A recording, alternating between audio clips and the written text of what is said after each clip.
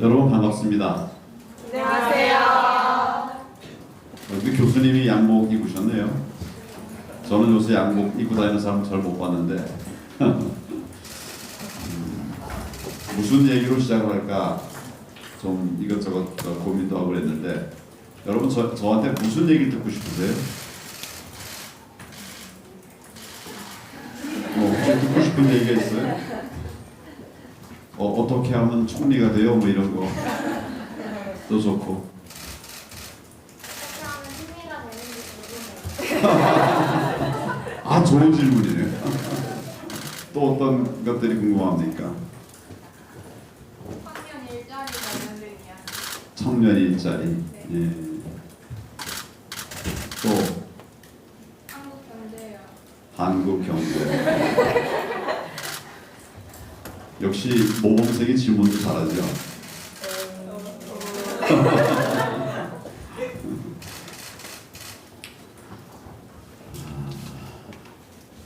청년 일자리가 여러분들의 제일 큰 관심이죠. 네.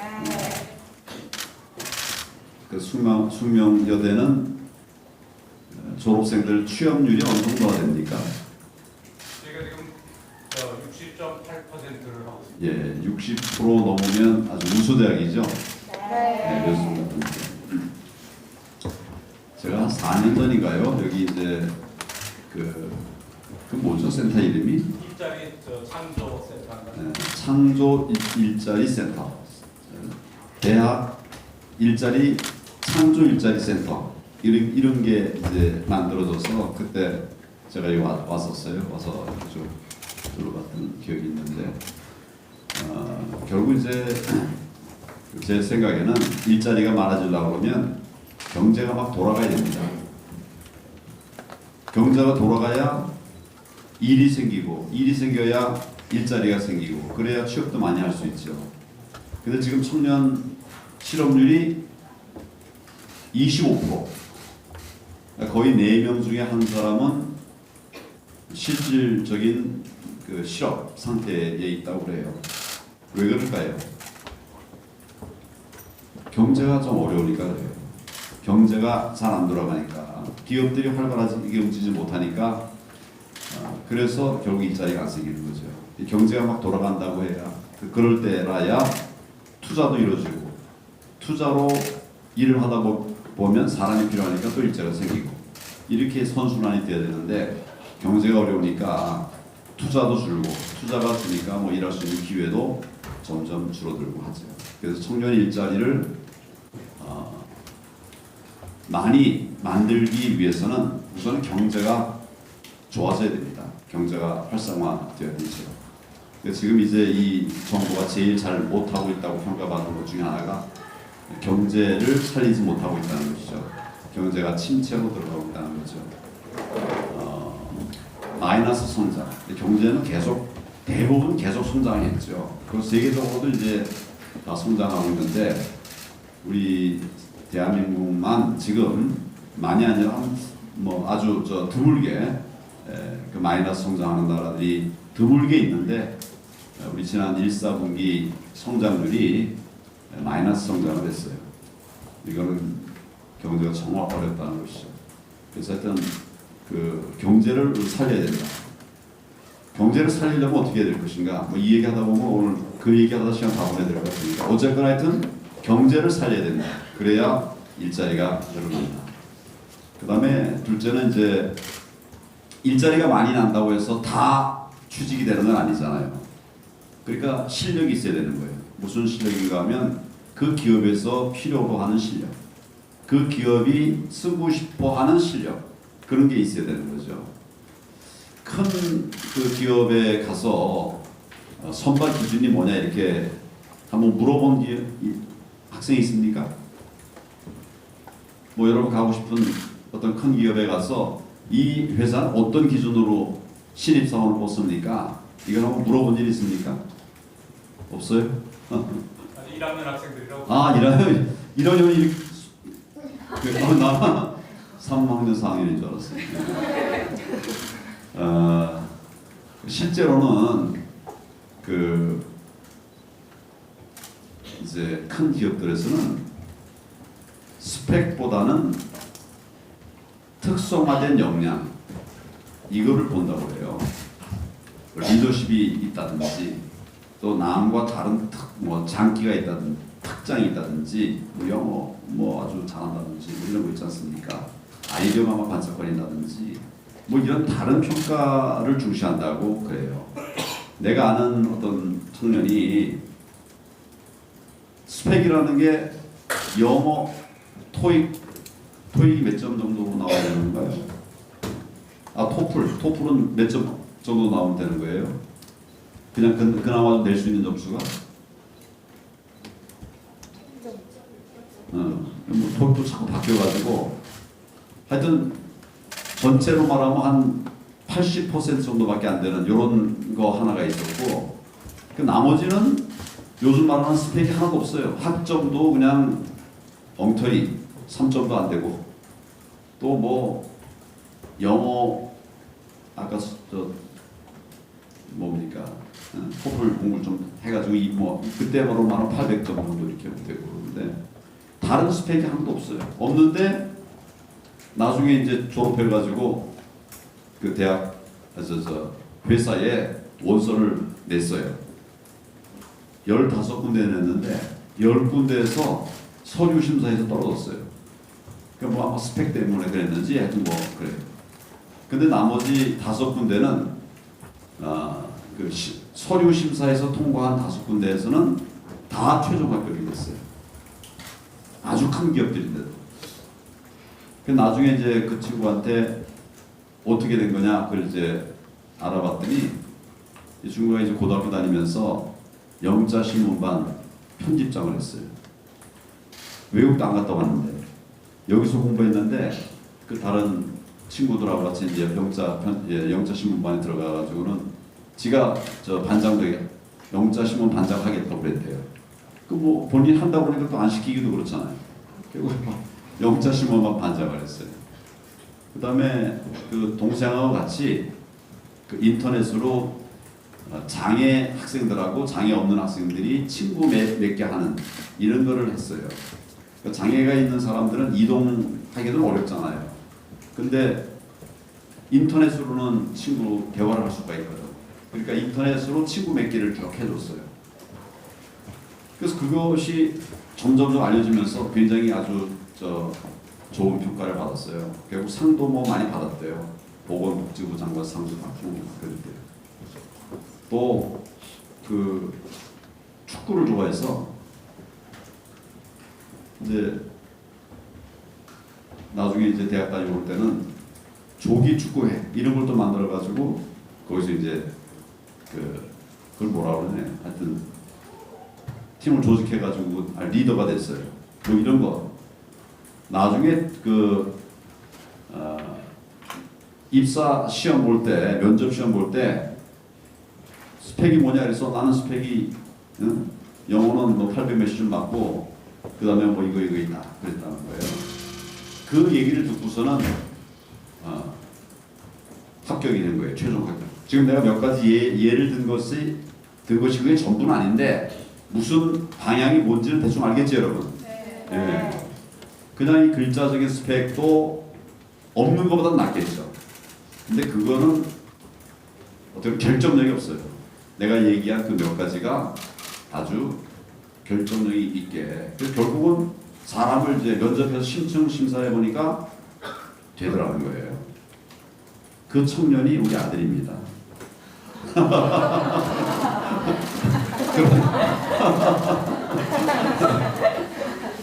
그러니까 저는 이 친구가 며칠 고시 공부한다고 그랬어요. 아니 고시 공부하니까 단 스펙 관리 같은 건 안 했어요. 안 해가지고 그냥 엉망이 됐거든.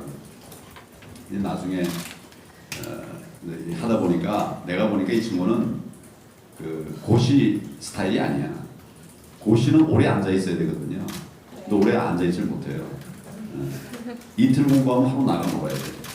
저 신림동에 가서 고시촌에 좀 보내달라고 그래서 신림동 보냈더니 수요일날쯤 되면 신촌 와서 영화를 봐요. 여자친구하고. 또 뭐 토요일에는 또 아까 얘기한 조기 축구에 만들어가지고 그거 또 하고 있어요. 그런 소위 묵직하게 앉아있지 않는 사람은 이 시험 보는 건 쉽지 않거든요. 여러분도 내 적성이 뭔가 이걸 다 봐야 돼. 그렇다고 미리 포기하라는 건 아니고요. 뭐 앉아있는 것도 훈련하면 돼요. 연습하면 되니까. 그런데 내가 지금 얘기하는 것은 이렇게 다른 사람과 같이 뭐 스펙도 준비해야 되겠지만 좀 나만의 어떤 특장을 좀 만들어 가는 것이 나중에 취업할 때도 많이 도움이 될 거예요.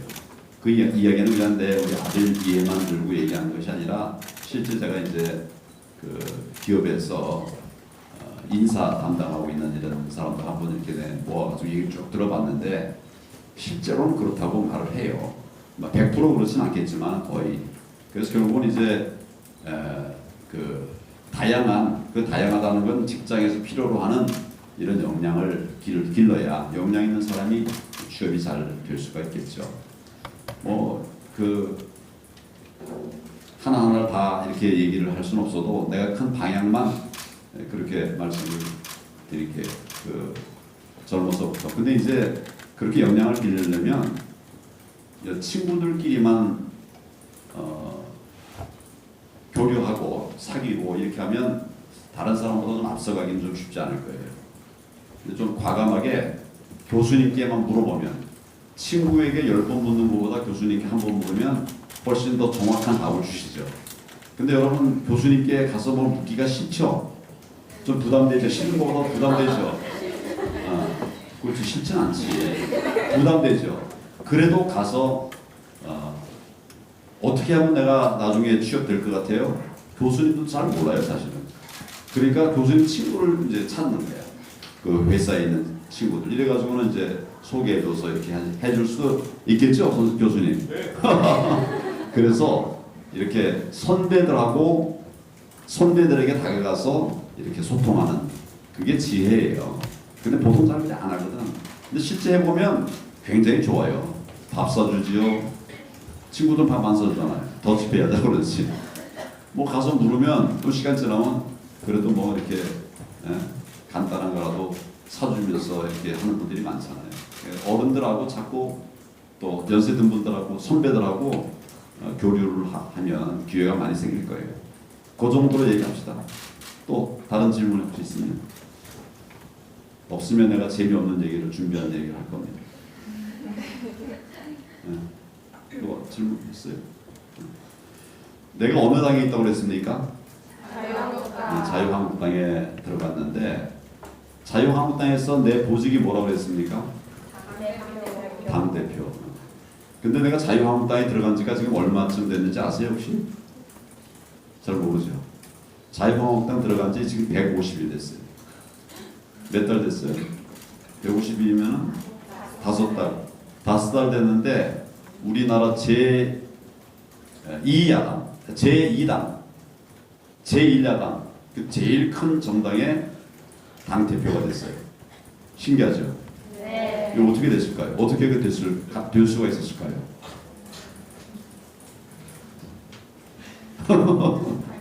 주먹질 잘해서. 이제 그 오래 공직에 있었고 또 총리도 했었고 그러면서 언론에 많이 노출되고 또 우리 자유한국당이 여당일 때 내가 총리 됐으니까 같이 이렇게 교류도 하면서 이러면서 이제 우리 당 안에서 서로 다 알려진 거죠. 그래서 어떻게 보면 기적적으로 당에 들어간 지 뭐 얼마 안 돼가지고 당 대표가 됐고 43일 만인가 당에 들어간 지 43일 만에 당 대표 선거가 있었는데 거기서 내가 대표가 됐어요. 잘했죠? 네. 근데 이제 된 게 중요한 게 아니라 제가 당에 들어간 거는 자유한국당이 그때 뭐 아주 그냥 굉장히 어려울 때예요. 우리나라의 아주 중요한 메이저 정당인데 정당이 다 무너져 가듯이 이렇게 돼버렸어요. 그래서 내가 어떻게 보면 총리로 있었던 사람이 그냥 볼 수가 없다. 그래서 이제 들어가서 당을 다시 일으켜 세워보자 이런 어떻게 보면 미션을 가지고 비전을 가지고 들어갔죠. 들어가서 뭐 하여튼 여러분들이 도와주셔가지고 당 대표가 빨리 됐어요. 당 대표가 된 지 지금 한 110일 정도 됩니다. 그러면서 당이 내가 맨 처음에 당에 들어가 볼 때 우리 당의 지지율, 국민들이 당을 지지하는 지지율이 8%인가 뭐 이랬어요. 그러니까 100명 중에 8명이 우리 자유한국당을 지지한다 이거죠. 지금은 어느 정도 됐을까요? 가장 최근 통계에 의하면 최근의 여론조사에 의하면 31점 뭐 몇 프로 이렇게 돼요. 그러니까 많이 올라갔죠? 어떻게 올라가게 됐을까요? 그거 알면 지금 앉아서 안 있겠죠? 당해야지. 그러니까 내가 이런 자유한국당 얘기를 하는 것은 여러분들 뭐 정치 외교 학 공부를 하고 있지 않습니까? 한 정당에 대해서 한번 배워보는 것도 도움이 되겠다 싶어서 내가 얘기하는 거예요. 내 자랑하려고 하는 건 아닙니다. 그래서 이제 당 대표가 뭐 아주 단기간 내에 돼서 뭐 좋을 것 같지만 아주 굉장히 무겁고 또 부담이 크죠. 맨 처음에 이제 가서 얼마 안 돼가지고 당 대표가 된 지 얼마 안 돼가지고 재보궐선거라는 게 있었어요. 여러분 보궐선거라는 거 아세요? 어떤 선출직이 유구가 생겼을 때 정규 선거 기관은 아니지만 이제 임시로 뽑는 이런 선거를 보궐선거라고 하잖아요. 근데 두 자리를 뽑게 돼 있었어요. 또 전국의 국회의원은 300명이니까 굉장히 많고 그다음에 아마 이렇게 지역으로 말하면 230 몇 개가 될 거예요. 굉장히 많지만 그 중에 두 개를 뽑는 거예요. 그러나 이게 어떻게 보면 이 정부의 중간 평가적인 성격이 또 있는 거예요. 한국 국민들이 이렇게 투표를 통해서 이 정부가 잘하면 여당 후보가 표를 많이 얻을 거고 그 다음에 못했다면 야당 후보가 표를 많이 얻을 거 아니에요. 그래서 그런 어떤 그 정권에 대한 평가나 심판의 의미가 있는 그런 선거예요. 굉장히 중요한 선거인데 내가 당대표가 된 뒤에 불과 며칠 뒤에 이 그 재보궐선거가 이렇게 된 거예요. 십며칠 뒤에. 네, 그래서 그러나 이제 내가 꼭 이겨야 된다. 여기서 우리 총선에서 이 보궐선거에서 이겨야 된다. 이런 부담감이 있지 않겠습니까? 그리고 다 다른 사람들이 저 정치 신인인 황교안 대표가 이 보궐선거 어떻게 치러내나 한번 보자. 전부 다 그리고 평가의 관점에서 보고 있는 거예요. 근데 그 재보궐선거가 창원 성산 한국과 통영 고성 한국 그 두 곳에서 치러졌어요. 여러분 혹시 그 결과가 어떻게 됐는지 기억하는 분 있어요? 잘 없죠? 1승 1패예요. 한 군데서는 이겼고 다른 한 군데서는 이길 뻔하다가 98% 이겼다가 개표할 때 98%는 계속 우리 자유한국당 후보가 이기고 있었는데 마지막 2%에서 뒤집혀 버렸어요. 이건 정말 아주 난 그런 선거 결과는 잘 못 봤는데 엎치락 뒤치락 하다가 이렇게 하는 거 봐서도 계속 10% 이상이 쭉 이기고 있다가 갑자기 끝에 가서 져버렸어요. 그래서 1대1 됐는데 그 창원 성산이라는 선거구는 우리 자유한국당에 대해서는 굉장히 아주 좀 범지인, 바꿔 말하면 자유한국당 지지가 아주 낮은 그런 곳이에요. 그래서 뭐 거의 가능성이 없다 이렇게들 다 생각했는데 거의 오히려 이길 뻔했어요. 뭐 그래가지고 우리 당에서 아주 굉장히 기분들이 좋아했죠. 그래서 그 재보궐선거를 치르는 그 기간 동안에 우리 자유한국당에 대해서는 싸울 줄 모르는 정당이다. 뭐 개판 하나 져가지고 그냥 뿔뿔이 흩어져 있는 정당이다. 뭐 제대로 뭐 하는 게 없는 정당이다. 막 계속 그런 평가가 나가지고 아까 말씀드린 것처럼 지지율이 8%밖에 안 됐었는데 그 재보궐선거를 하면서 지지율이 확 올라가 버렸어요. 보니까 잘하거든. 그 선거가 어려운 선거였는데도 잘했어요. 뭐 예를 들면 뭘 잘했느냐? 그 재보궐선거 후보자들이 있거든요. 근데 후보자들만 뛰게 한 게 아니라 우리 당의 국회의원도 있고 또 당협위원장이라고 해서 지역마다 위원장이 있거든요. 그 위원장들도 있고 당원들이 있는데 전국의 당원들이 다 그 보궐선거 지역으로 몰려가서 거기서 후보들을 좀 도와주자 이런 무언의 결의가 있었어요. 그래가지고 뭐 많은 사람들이 창원, 성산, 통영, 고성을 찾아가가지고 우리 자유한국당의 뭐의 색깔, 당색이 뭔지 혹시 아세요? 빨간색이요. 그 전부 빨간 옷을 입고 빨간 당복을 입고 창원, 성산, 통영, 고성을 막 헤맨 거예요. 그냥 미친 사람처럼 헤맨 게 아니고 시장 가서 시장 보면서 우리 자유한국당 후보 좀 찍어주세요. 물건 사면서 찍어달라고 하니까 마음이 좀 오겠어요, 안 오겠어요? 뭐 이렇게 저렇게 그냥 또 다니면서 이렇게 피켓 들고 이 후보 찍어주세요 하니까 알려진 거예요. 그래서 통영 고성은 뭐 아주 압도적으로 이겼고 성산에서 거의 우리로서는 아주 그냥 범죄인데 거의 이길 뻔했어요. 내가 그 선거에서 그 전체적으로 이겼거든요. 이긴 이유는 전에 하지 않은 선거 운동 방법을 쓴 거예요. 그러니까 그 해당 지역 후보만이 아니고 우리 전국의 당원들이 동지의식을 가지고 다 도와주는 거예요. 협력의 힘이죠. 그것 때문에 아주 거의 이길 뻔하는 그 상태까지 간 거죠. 그 다음에 이제 국회에서 뭐 이런저런 문제가 생겨가지고 여러분 패스트트랙이라는 거 들어보셨어요? 네. 선거법, 그 다음에 공수처법, 패스트트랙을 태우는 이런 결정이 났는데 그건 정상적인 절차가 아니었거든요.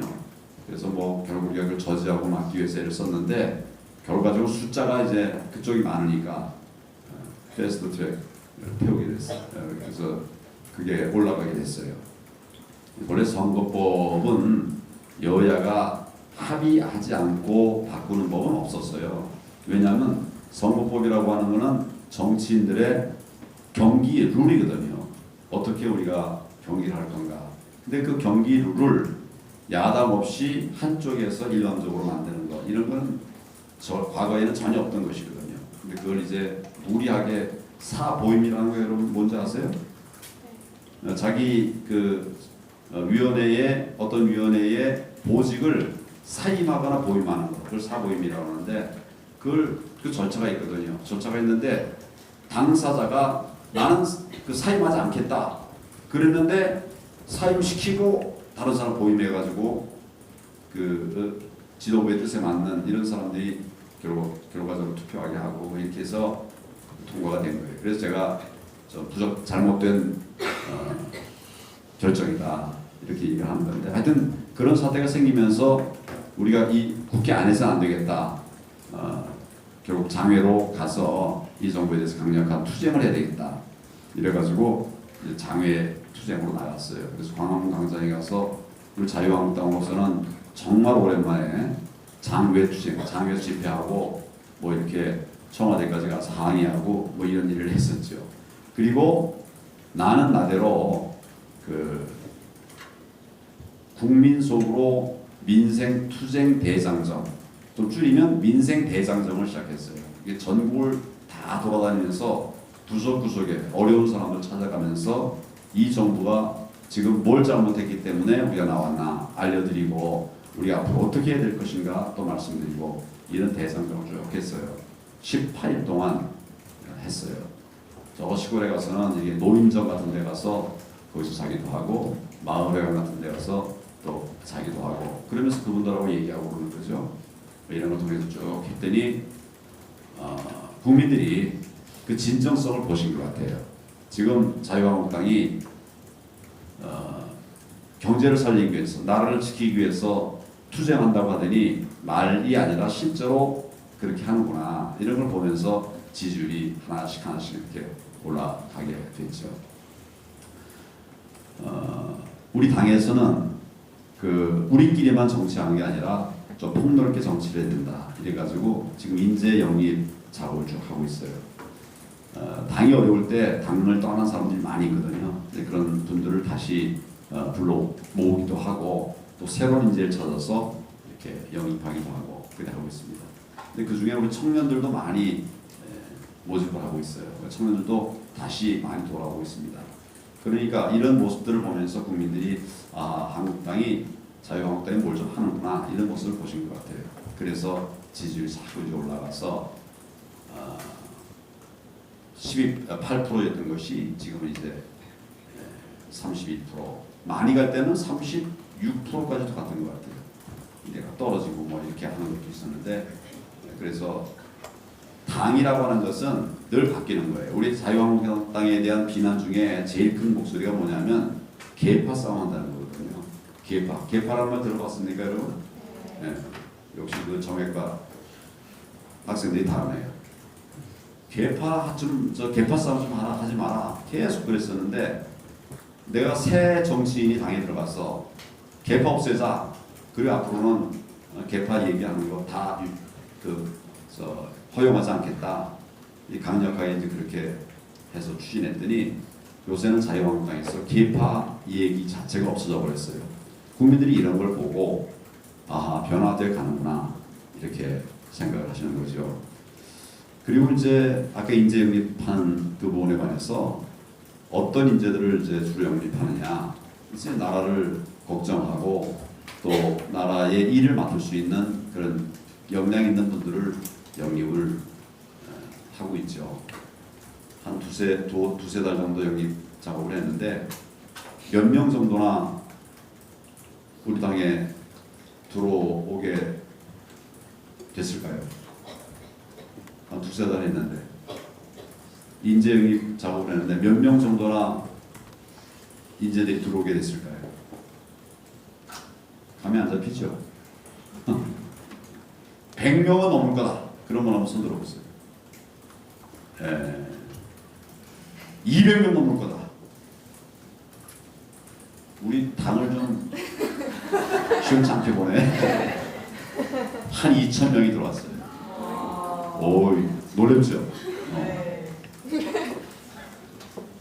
이제는 우리 한국당을 보는 눈들이 좀 바뀐 거예요. 근데 인재 영입할 때 내가 꼭 여러분들에게 얘기하고 싶은 것은 성인들도 추천을 받았지만 청년, 여성 여기를 꼭 추천해라. 그래가지고 청년 여성들도 당에 많이 들어왔습니다. 오늘 여기도 우리 신보라 국회의원입니다. 잠깐만 한번 일어서 보세요. 그냥 국회의원이 아니라 최고위원이에요. 최고위원. 당의 최고위원이 7명이거든요. 그 중에 한 명이에요. 그것도 선거로 뽑힌 거예요.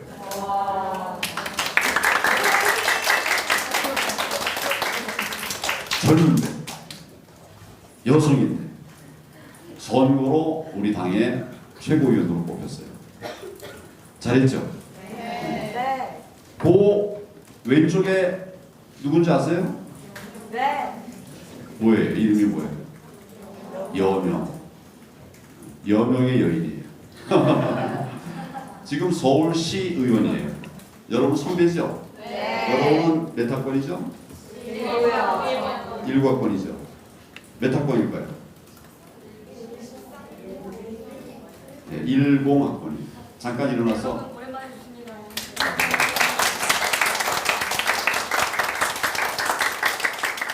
지금은 우리 당을 앉으세요. 네. 청년 여성 친화 정당으로 만들자. 그런 모토로 지금 일을 하고 있어요. 그러니까 지금 저 신보라 최고위원님은 여성위원장이거든요. 우리 당의 청년위원장이거든요. 내가 엄청나게 일을 많이 주고 있어요. 한 달에 2번씩 큰 행사를 갖자. 청년들 많이 영입하자. 뭐 지원할 방법을 찾자. 뭐 하자. 그래서 지금 우리 당에 청년 부대변인을 공모를 했어요. 청년 부대변인. 대변인이 뭔지 알죠? 네. 공모했는데 한 70여 명이 응모를 했어요. 그래가지고 뭐 서류 심사하고 30명을 골라가지고 뭐 이렇게 심층 면접을 한 다음에 한 10명 정도 지금 청년 부대변인으로 세우려고 해요. 우리 당에 지금 저 대변이 당 대변인은 2사람이 있는데 우리 청년 부대변인을 10명, 내 욕심 같아서는 뭐 한 30명 뽑고 싶은데 여러분들이 지원하면 특채해 줄지도 몰라요.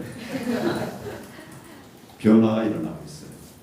그리고 이제 이달 토요일이면 우리 청년 전진대회를 하는데 한 1000명 정도 모여가지고 청년들끼리 판을 한번 벌이려고 해요. 아직은 우리 청년 친화정당, 여성 친화정당으로 부족한 게 많아요. 사실은 청년보다는 장년 중심의 정당이었거든요. 여성보다는 남성 중심의 정당이었던 것 같아요. 이제 변화가 일어나고 있습니다. 우리 자유한국당이 아까 최고위원이 몇 명 있다고 했었죠? 7명인데 그 중에 여성 최고위원이 있어요. 몇 명쯤 있을까요? 1명. 4명 있어요. 4명. 여러분 나경원 의원이라고 아세요? 네. 거기가 우리 당의 원내대표잖아요. 원내대표도 최고위원 중에 하나거든. 정미경이라고 혹시 아세요? 잘 못 들어봤죠? 있어요. 거기 최고위원이에요. 그리고 김술래라고 또 있어요. 그러니까 7명 중에 4명이 여성이에요. 대단하죠? 한국당의 변화가 일어나고 있어요. 그리고 청년들도 변화가 일어나고 있어요. 청년이 우리 여의도 연구원 부원장으로 되기도 하고 또 우리 당에서 제일 중요한 보직 중에 하나가 사무부총장이거든요. 사무총장 중요해요. 그 밑에 2 부총장이 있는데 그 부총장 중에 한 사람은 41살이에요.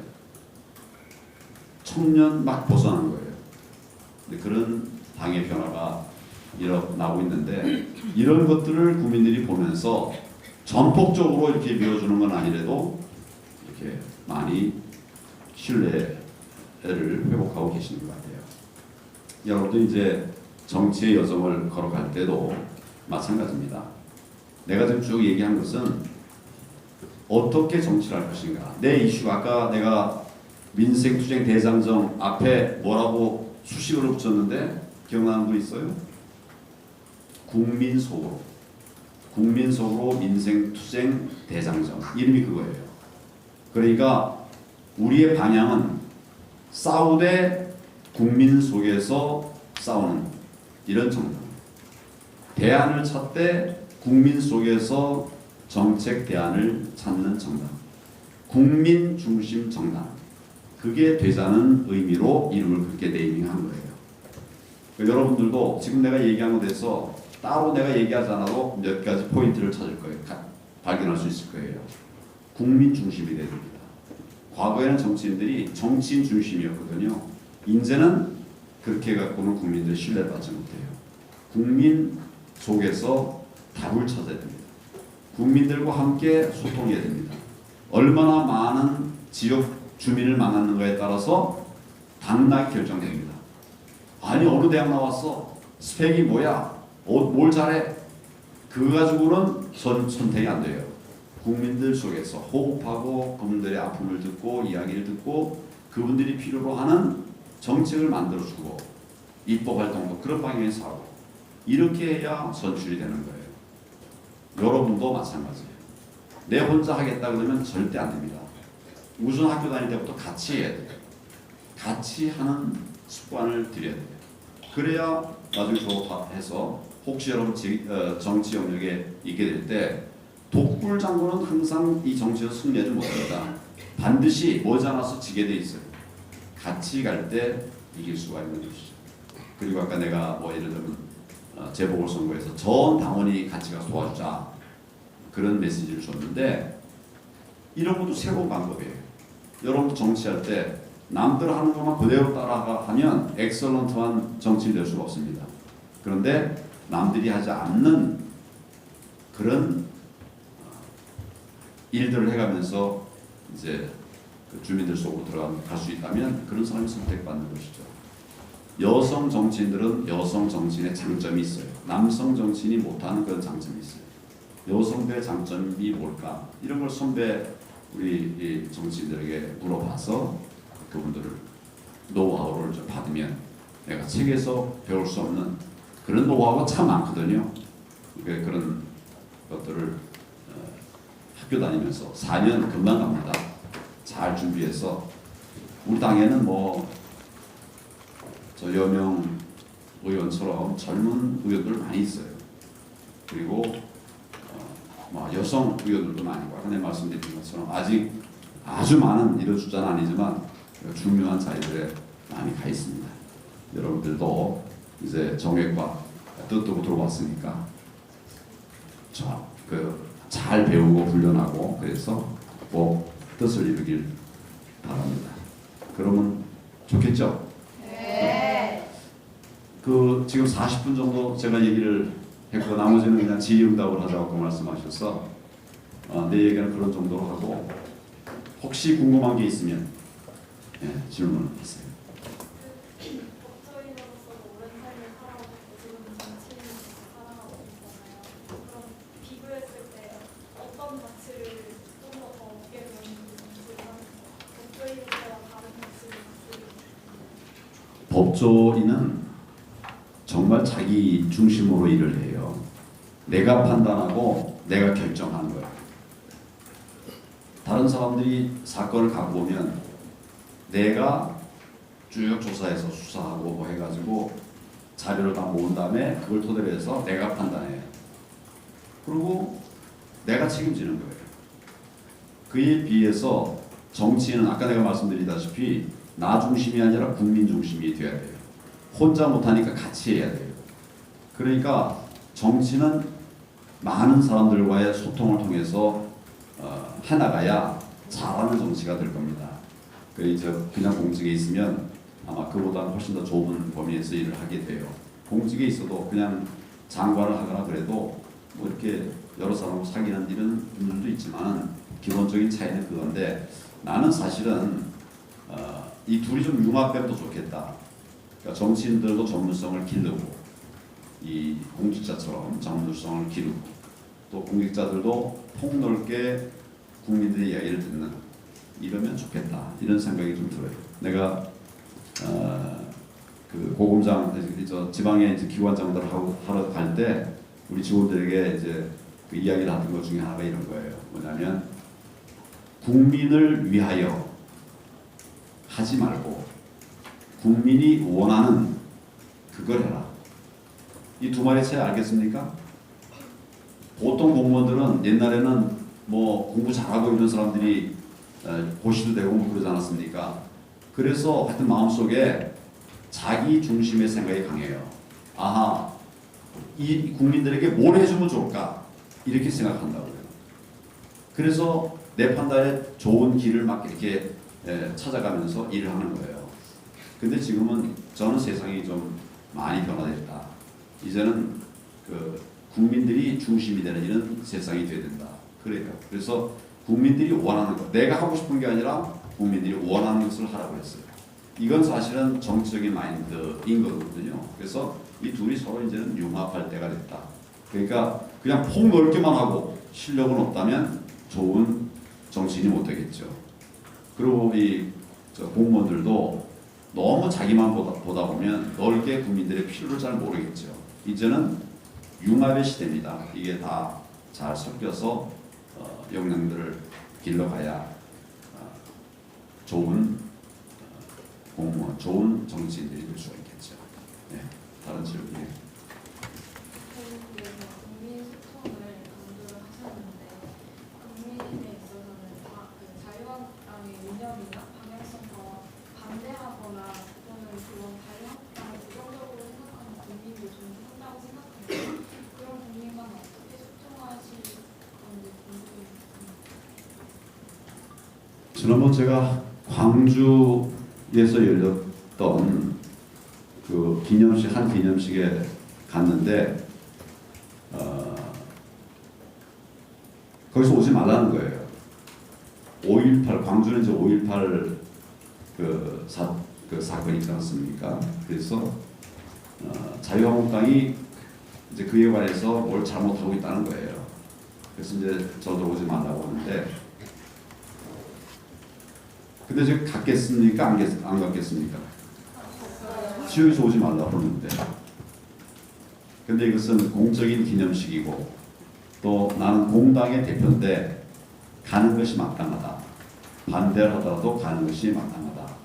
그래서 갔습니다. 그러니까 자유한국당의 이념이나 가치에 대해서 또는 아예 생태적으로 자유한국당에 대해서 좀 부정적인 이런 분들도 있어요. 저는 그런 분들에게 더 찾아가야 된다. 스며들어야 된다. 그런 생각을 합니다. 그러니까 우리가 접하기 어려운 이런 분들에게도 오히려 더 많이 자주 가야 된다. 내가 지금 이제 청년들하고 만남을 더 좀 많이 가져보려고 그래요. 왜냐하면 청년들은 특히 젊은 청년들은 자유한국당 그러면 뭔가 꼰대 정당이라고. 여러분 내가 꼰대처럼 생겼습니까? 근데 하여튼 자유한국당 다 꼰대래. 우리 여기 계신 두 분도 의원님도 꼰대처럼 생겼어요? 아닌데 하여튼 꼰대라고. 우리를 꼰대라고 하는 분들에게 오히려 찾아가서 우리의 진면목을 보여드리고 이렇게 하는 것이 필요하다. 생각이 달라도 찾아가는 것이 뭐 그냥 이게 물리적으로 찾아가는 것도 있지만은 그분들이 말하는 것, 생각하는 것 이런 것도 좀 찾고 내가 반추할 건 없나. 우리 자유한국당이 잘 못하는 것 중에 하나가 홍보를 잘 못해요. 홍보, 우리 국민들에게 알리는 거. 근데 이 민주당은 홍보를 너무 잘하더라고요. 행사라면 감동이 돼요. 멋져요. 근데 왜 우리 자유한국당은 못하냐. 그래서 내가 언제는 당에 들어오기 전에 그것 좀 안타깝더라고요. 일 열심히 할 역량이 있거든요. 자유한국당은. 이 자유우파 정당들은 국정을 맡아보고 경험이 많고 그래서 역량이 있는데 그런데 왜 이렇게 국민들에게 사랑을 못 받는 사람들이 많을까? 혹시 그 소통과 홍보 문제 때문이 아닐까? 그래서 내가 어느 대학 도서관에 가서 아침부터 밤까지 민주당은 어떻게 홍보하지? 쫙 한번 자료를 다 주워왔어요. 정말 잘하더라고. 그래서 나의 메모를 다 해가지고 이렇게 하면 되겠다. 이렇게 메모했더니 30몇 가지를 이렇게 내가 적었어요. 이제 그걸 해야 되는데 그렇게 하면 되잖아요. 그러니까 우리가 반대 입장에 있는 분들이라고 하더라도 장점이 있어요. 그리고 그 장점을 내 것으로 활용할 수 있는 거죠. 그 오바마 대통령이 아주 지지를 많이 받았던 대통령이잖아요. 근데 이분은 민주당이죠. 오바마는 그렇죠. 근데 이분이 연설을 너무 잘하는 거예요. 어떻게 잘했는가?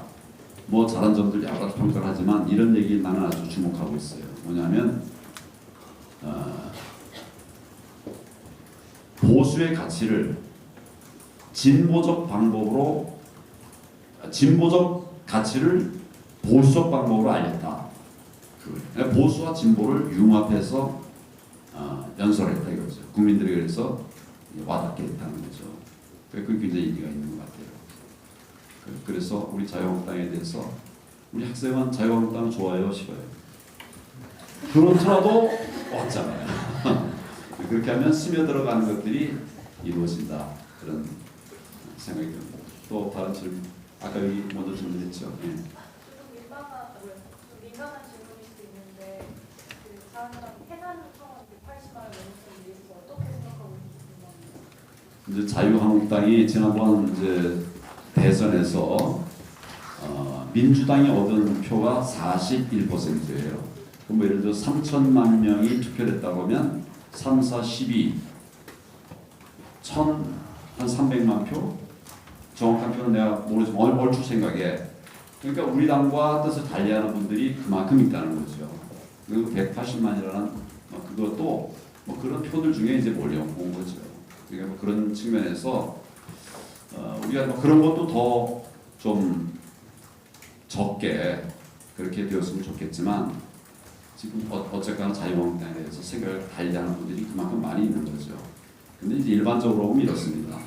그러니까 우리 자유한국당을 우파라고 하면 우파를 지지하는 유권자가 한 30% 있어요. 그 다음에 우파 반대 좌파를 또 지지하는 이런 국민들도 한 30%가 있고 그 중간에 한 40%는 소위 중도라고 해서 상황에 따라서 이제 왔다 갔다 하는 이런 분들이 있죠. 그러니까 그 30%라고 하는 게 180만 명이 뭐 전체 30%에 한 10분의 1이나 되려나 뭐 그런 정도인데 뭐 그래도 하여튼 그런 우리와 생각을 달리하는 분들이 이렇게 많이 있다는 거는 우리가 참 고치고 개선해야 될 부분이죠. 실제로 저는 우리 가치가 자유한국당의 가치는 자유민주주의, 자유 그리고 시장경제, 시장입니다. 그리고 그 자유민주주의와 시장경제를 바치고 있는 법치, 법 속에는 공정도 들어가고 정의도 들어가는 거거든요. 그래서 그런 것들이 큰 우리 자유한국당의 가치예요. 그 가치 소중합니까? 소중하지 않습니까? 그 중에 덜 소중하게 생각해도 되는 거 있습니까? 아니요. 그런데 우리가 그런 것들을 국민들에게 잘 보여드리지 못한 이런 건 참 우리 부족하고 안타까운 거죠. 그래서 내가 그 민주당의 홍보 방식을 좀 알아보려고 하루 종일 도서관에 가 있었다니까. 요새 우리 자유한국당 아까 그 청년 부대변인 뽑는다고 했잖아요. 청년들에게 들어가는 방법을 잘 몰라요. 우리 저 자유한국당 내가 이렇게 행사를 하면서 청년들하고 행사를 우리 저 이렇게 간담회를 한번 하자. 그랬는데 딱 가서 보니까 설교가 이렇게 돼 있어요. 당대표 인사 말씀, 그다음에 도당위원장 인사 말씀, 그다음에 당협위원장 인사 말씀, 시설장 인사 말씀, 인사 말씀 쫙 하고 그다음에 이제 간담회. 그게 간담회 들어가기 전에 다 지쳐. 인사 말씀 4가지 들으니까 그럼 뭐 별로 이렇게 청년들에게 입에 귀에 쏙쏙 들어오는 얘기는 안 했을 거 아니에요. 그러니까 하여튼 간담회는 간담회인데 그거부터 우선 그 다음에 이제 또 이렇게 보니까 이런 식이에요. 간담회인데 이렇게 쭉 맨 처음에 이렇게 앉아 있더라고. 나하고 간담회를 하는 줄. 그 말고 둥그렇게 앉혀봐라 그랬더니 나중에 이렇게 둥그렇게 해가지고 했는데 나는 여기 또 이렇게 헤드 테이블 앉아 있고 쭉 둥그렇게 앉아 있어. 둥그렇게 앉게 해달라고 그랬더니 둥그렇게 앉게 했는데 거리가 멀잖아요. 그래서 내가 어떻게 했을까요? 그 다음부터는 하여튼 위원장님들, 의원님들 얘기를 확 줄였어요. 나도 줄이고 싶은데 나는 나 줄이면 내 손해잖아요. 농담이고. 그래서 나는 꼭 해야 된다고 그러니까 나는 하고 다른 위원님들은 좀 양해를 구해서 하지 말아달라 그랬고 아까 그런 행사에서 내가 어떻게 했는가 하면 자 우리 같이다 지금 앉아있는 곳에서 2m씩 앞으로 갑시다 그랬어요. 2m씩 앞으로 가니까 어떻게 됐을까요? 자리가 좁아졌죠. 동그랗게 됐죠. 이게 정말 간담회거든. 간담회라는 거는 무릎을 맞대고 다정하게 나누는 대화, 모임. 이게 간담회예요. 근데 지금 이렇게 간담회가 되겠어요? 이렇게 하면 안 되잖아요. 강의만 되는 거지. 그래서 그걸 바꿨어요. 이제 그렇게 하면서 우리 당의 어른들도 이래야 청년들하고 대화가 되겠구나. 조금씩 배워가시는 것 같아요. 조금씩 익혀가시는 것 같아요. 여러분 자유한국당에 대해서 혐오감을 갖고 있는 분들이 계실지 모르겠어요. 우리들에게 시간을 좀 주시고 기회를 좀 주십시오. 요즘 한국당이 어떻게 하고 있나 좀 보면서 잘하면 그리고 바른 정책을 가지고 있으면 지지해줘도 좋아요. 아직은 뭐 강요하지 않겠습니다. 자 다른 질문 할까? 아까 이쪽에 했으면 했을 때 그래. 네. 보수랑 진보랑 사실 이제 추구하는 가치가 굉장히 다르잖아요. 근데 그 둘 다 어떤 가치들이 포기할 수 없는 그런 가치라고 생각을 하거든요. 근데 현재 정치 상황을 보게 되면은 사실 보수랑 진보랑 굉장히 극화되어가지고 싸우고 그렇게 서로 융합되지 않는 경우가 많은데 좀 현재 정치 상황에서 제1야당의 대표로서 어떻게 하면 그런 가치들을 다 잘 융합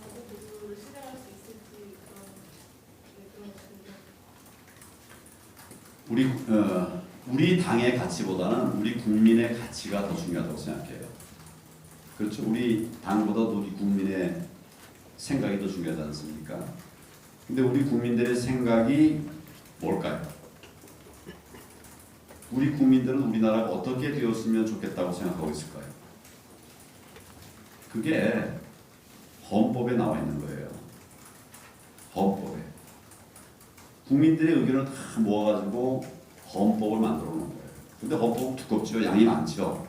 그래서 뭐 여러분들이 직접 접하기는 쉽지 않을 텐데 그걸 줄이고 요약해 보면 이제 엑기스 핵심이 나오죠. 지금 우리 헌법의 핵심은 아까 내가 잠깐 말씀드렸던 자유민주주의입니다. 또 시장 경제, 법치, 그리고 의회 민주주의, 선거제도, 또 자유 이런 것들이 이제 우리 헌법의 가치들이죠. 그러니까 우리 자유한국당은 그런 헌법의 가치를 존중하고 추구하고 있습니다. 그럼 민주당은 어떠냐? 나는 민주당도 헌법의 가치를 존중한다고 생각을 해요. 그런데 민주당 안에도 많이 좀 한쪽으로 가 있는 치우친 이런 분들이 있습니다. 근데 그분들 중에는 헌법의 가치, 자유민주주의를 수정해야 된다고 하는 이런 생각을 갖고 있는 사람도 있어요. 내가 말하는 게 무슨 말인지 아시겠죠? 여러분들 1학년이라고 그러니까 어린 학생들의 상처를 줄까봐 내가 부드럽게 얘기하는 거예요. 다른 가치를 가지고 있는 사람들이 있거든요. 헌법 가치와 다른 그런 여러분 통합진보당 통진당 사건이라는 거 아세요? 통진당 어떻게 됐습니까? 해산됐죠. 헌법에 따라서 해산됐어요. 왜 해산됐느냐? 헌법의 가치와 반하는 정당이다. 그런 평가를 받은 거거든요. 근데 그것은 그 자체가 갖는 의미가 커요. 그러니까 우리는 자유한국당은 헌법 가치를 존중하는 이런 정당이다. 이걸 이제 표방하고 있는 것이죠. 근데 이제 그 중에도 소위 말하는 진보적인 분들이 주장하는 이런 것들 헌법에 일부 들어가 있어요. 이제 그런 것들까지도 같이 포용하고 수용해서 국민들의 큰 뜻을 받드는 이런 정당이 되자. 이게 우리 자유한국당의 가치입니다. 뭐 예를 들면 복지 이런 것은 진보적인 쪽에서 많이 주장을 했다고 해요. 근데 저는 왜 복지를 진보에서만 관심을 갖고 해야 되느냐? 나는 우리 모든 국민들이 다 복지 혜택을 골고루 누리면서 사는 이런 나라가 되었으면 좋겠다 이런 생각 갖고 있어요. 이미 자유한국당이 그런 것을 강조점을 많이 두고 있어요. 아까 내가 말씀드린 것은 이것은 하고 저것은 안 한다가 아니라 어디에 더 중점을 두느냐 이런 것에 따라서 이제 우리 정당의 차이가 이제 나오는 것이죠. 그러니까 바른미래당과 자유한국당 여러분 다 보수 정당이라고 하고 있지 않습니까? 근데 뭘 더 강조하는가에 약간의 차이가 있어서 당을 달리하고 있는 거죠. 그래서 나는 뭐 예를 들어 민주당과 2년 논쟁을 하고 이럴 필요가 없다고 생각합니다. 헌법에 있는 것을 조사하면 그게 국민의 뜻 아니겠어요? 방향은 분명합니다. 또 아까 요 뒤에 누가 손 어떤 분이 있었는데 이쪽이 누가요? 에이 잘 모르겠다. 한번 두 분 중에 아무나 한번 가위바위보 하세요.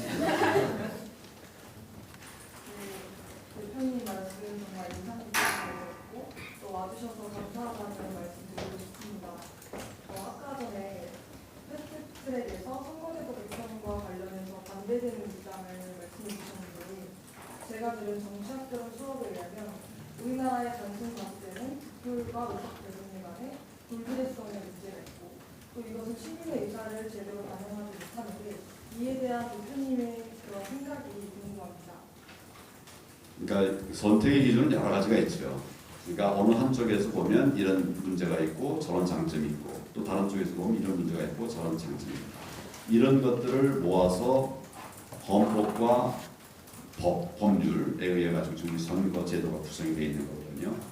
지금 우리 선거법의 기본적인 가치는 국민들이 투표한 사람들이 선출되게 하자. 이게 큰 가치예요. 국민들이 선출한 사람이 대표가 되게 하자. 이게 지금 그 우리 정치권의 합의였거든요. 근데 연동형 비례대표제를 하게 되면 내 표가 누구를 뽑아야 되는지 이게 방향이 없어져 버리는 이런 표들이 생기는 거예요. 그러니까 내가 누구를 찍었는지 모르게 정치 공학적인 계산에 따라서 이제 국회의원이 되는 이런 사람들이 생기는 것이죠.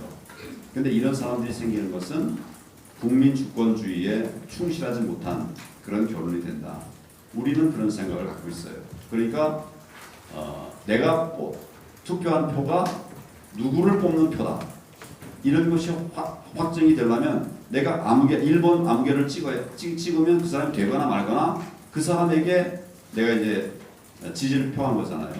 근데 그 예를 들면 연동형 비례대표제를 하면 내가 뭐 누구 얘기를 들어보니까 수식을 뭐 17개 수식을 거쳐야지나 답이 나온다고 해요. 그러니까 전에 지금 저 정개특위 위원장 하는 분이 그 계산 방법은 국민들은 몰라도 된다.